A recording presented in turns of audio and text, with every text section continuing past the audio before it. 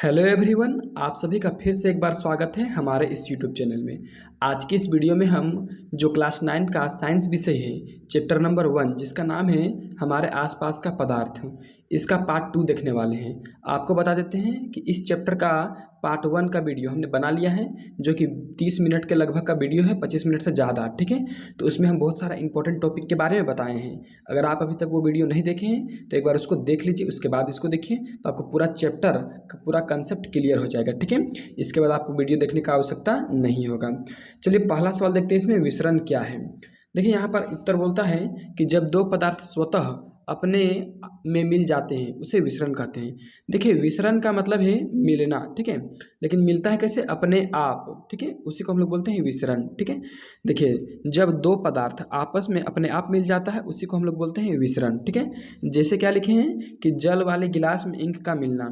देखिए आप यहाँ पर गिलास देख रहे हैं, अगर इस गिलास में जल है और अगर जल को बिना हिलाए डुलाए छोड़ देना है और उसमें जब हम एक या दो बूंद इंक डालेंगे, ठीक है, तो देखेंगे कि जो इंक है वो अपने आप मिल गया जल में, ठीक है। तो ये क्या हुआ? तो ये विसरण हुआ, ठीक है। उसी प्रकार से जब हम लोग अगरबत्ती चलाते हैं या परफ्यूम हम लोग लगाते हैं तो परफ्यूम या अगरबत्ती का जो गंध होता है वो हम लोग के नाक के पास कैसे आता है? वो परफ्यूम या तो फिर अगरबत्ती का जो धुआं होता है वो अपने आप हवा में मिल जाता है, उसी को हम लोग बोलते हैं विसरण, ठीक है। अर्थात दो पदार्थ आपस में मिल जाना विसरण कहलाता है, ठीक है। ये हो गया। अब चलिए एक इंपॉर्टेंट क्वेश्चन और देखते हैं। तो चलिए समझते हैं कि गलन की गुप्त ऊष्मा क्या है। देखिए गुप्त मतलब छिपा हुआ और गलन मतलब गलनांक, यानी कि गलना किसी चीज़ का, ठीक है, या संगलन, ठीक है।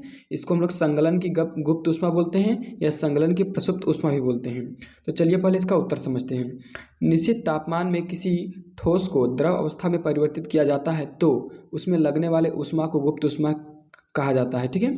देखिए किसी निश्चित तापमान में अगर 100 डिग्री सेल्सियस है तो 100 डिग्री सेल्सियस में अगर हम लोग किसी भी ठोस को अगर हम लोग द्रव अवस्था में परिवर्तित करेंगे और जितना ऊष्मा की आवश्यकता होगा उस ठोस को द्रव में बदलने के लिए, उसी को हम लोग बोलेंगे गलन की गुप्त ऊष्मा, यानी कि छुपा हुआ ऊष्मा। देखिए यहाँ पर उदाहरण लिखे हैं कि 1 ग्राम बर्फ़ को जल में परिवर्तित करने के लिए 80 कैलोरी ऊष्मा की आवश्यकता होती है। इसका मतलब क्या है कि अगर 1 ग्राम हम लोग बर्फ़ लेंगे और उसको अगर हम लोग अगर पानी बनाएंगे तो उसमें हम लोगों को 80 कैलोरी ऊष्मा लगेगा, ठीक है। तो ये जो 80 कैलोरी ऊष्मा है ये गलन की गुप्त ऊष्मा है। गलने के लिए ऊष्मा की आवश्यकता हो रही है, छिपा हुआ ऊष्मा है, ठीक है। अब इसी तरह से हम आगे एक और टॉपिक को समझते हैं, वाष्पन की गुप्त ऊष्मा। तो चलिए अब हम देखेंगे कि वाष्पन की गुप्त ऊष्मा क्या है, ठीक है। वाष्पन का मतलब होता है भाप बनना और गुप्त मतलब छिपा हुआ, यानी कि भाप में छिपा हुआ ऊष्मा को गुप्त ऊष्मा कहते हैं, ठीक है। इसका पहले उत्तर समझते हैं। निश्चित तापमान पर किसी द्रव को वाष्प में परिवर्तित करने के लिए जितनी ऊष्मा की आवश्यकता होती है उसे वाष्पन की गुप्त ऊष्मा कहते हैं। देखिए कोई भी अगर द्रव है, ठीक है, कोई भी द्रव है जैसे कि पानी ही ले लेते हैं, उसको अगर हमको वाष्प में परिवर्तित करना है तो वाष्प में परिवर्तित करने के लिए हमको जितना ऊष्मा की आवश्यकता होगा उसी को हम लोग बोलेंगे वाष्पन की गुप्त ऊष्मा। जैसे क्या लिखे हैं, 1 ग्राम जल को वाष्प में बदलने के लिए 539 कैलोरी ऊष्मा की आवश्यकता होती है। देखिए आपके पास अगर 1 ग्राम जल है, उस जल को अगर आपको वाष्प में परिवर्तित करना है तो परिवर्तित करने के लिए आपको 539 कैलोरी ऊर्जा की आवश्यकता होगी या तो फिर ऊष्मा की आवश्यकता होगी, ठीक है। यहाँ पर समझने के लिए हम और एक उदाहरण लेते हैं कि जब हम 1 मग जल को मान के चलिए किसी कंटेनर में, किसी बर्तन में रख के अगर हम गर्म करेंगे तो वो जो पानी है 100 डिग्री सेल्सियस पहुँचने के बाद वो वाष्प में परिवर्तित होने लगेगा। 100 डिग्री सेल्सियस के बाद और नहीं गर्म होगा क्योंकि उसका क्वथनांक 100 डिग्री सेल्सियस है, ठीक है।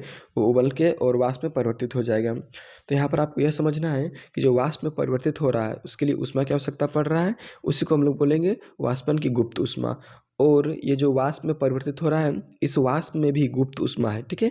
इसीलिए हमको किसी भी जल के अपेक्षा, गर्म जल के अपेक्षा वाष्प में जलने की अनुभूति ज़्यादा होती है, ठीक है।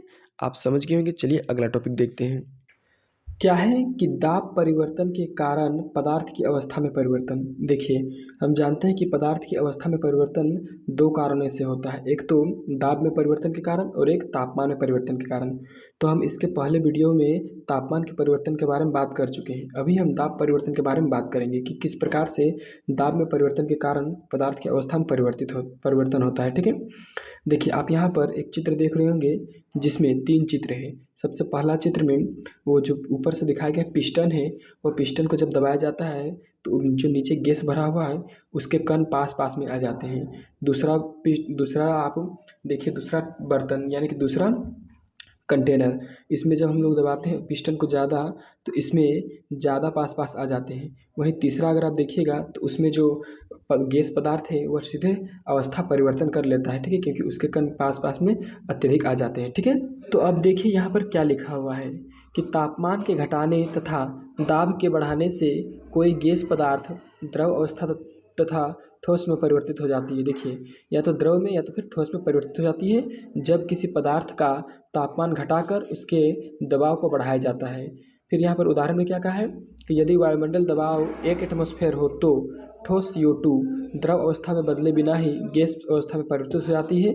यही कारण है कि ठोस बर्फ कार्बन डाइऑक्साइड को शुष्क बर्फ भी कहते हैं। देखिए, ठोस कार्बन डाइऑक्साइड को हम लोग क्या कहते हैं?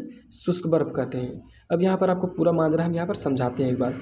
देखिए, यहाँ पर जो पिस्टन दिया गया था उसका तापमान, उसके जो अंदर का तापमान वो घटा दिया गया था। क्यों? क्योंकि अगर तापमान ज़्यादा रहेगा तो कणों का गति बढ़ जाएगा और हमको क्या करना है, कण को पास पास लाना है। तो उसके लिए दबाव को पहले बढ़ाया गया, उससे पहले तापमान को घटाया गया, ठीक है। तो तापमान घटाने के बाद जब दबाव बढ़ाया गया तो यहाँ पर देखा गया कि कण पास पास आ रहे हैं। जब यही प्रक्रिया और ज़ोर से किया गया तो जो कण है और पास पास पहुँचे। यही प्रक्रिया जब बहुत ज़ोर से किया गया तो कण आपस में बिल्कुल भी सट गए। तो जो गैस पदार्थ था वो द्रव अवस्था में या तो फिर ठोस अवस्था में परिवर्तित हो जाता है, ठीक है। यहाँ पर दिया हुआ नहीं कि ठोस की द्रव, लेकिन अवस्था में परिवर्तित जरूर होता है, या तो फिर द्रव में या तो फिर ठोस में, ठीक है। अब ज़्यादा अगर दबा देंगे तो ठोस में परिवर्तित हो जाएगा, द्रव में नहीं रह पाएगा, ठीक है। तो देखिए, इस प्रकार से जब आप एक CO2 गैस लीजिएगा और एक मतलब कहने का मतलब एक कंटेनर में CO2 गैस लीजिएगा और उससे आप पिस्टन के सहारे से दबाइएगा तापमान घटा के, तो यह CO2 में बदल जाएगा। कौन CO2? तो ठोस CO2 यानी कि शुष्क बर्फ, जिसको हम लोग शुष्क कार्बन डाइऑक्साइड गैस भी बोलते हैं, ठीक है। इसमें ही बदल जाएगा। तो इस प्रकार से आप दाब परिवर्तन के कारण पदार्थ की अवस्था में परिवर्तन को समझ लिए होंगे। चलिए अब हम अगला टॉपिक देखते हैं। तो चलिए अब हम एक नया टॉपिक को देखते हैं। ये टॉपिक है और ये प्रश्न है कि वाष्पीकरण के कारण शीतलता कैसे होती है। देखिए, वाष्पीकरण का मतलब क्या है? द्रव का गैस में बनना, ठीक है, लेकिन क्वथनांक से कम तापमान पर। तो इस स्थिति में, वाष्पीकरण की स्थिति में शीतलता यानी कि ठंडा का अनुभव कैसे होता है, इसको हम लोग सीखते हैं।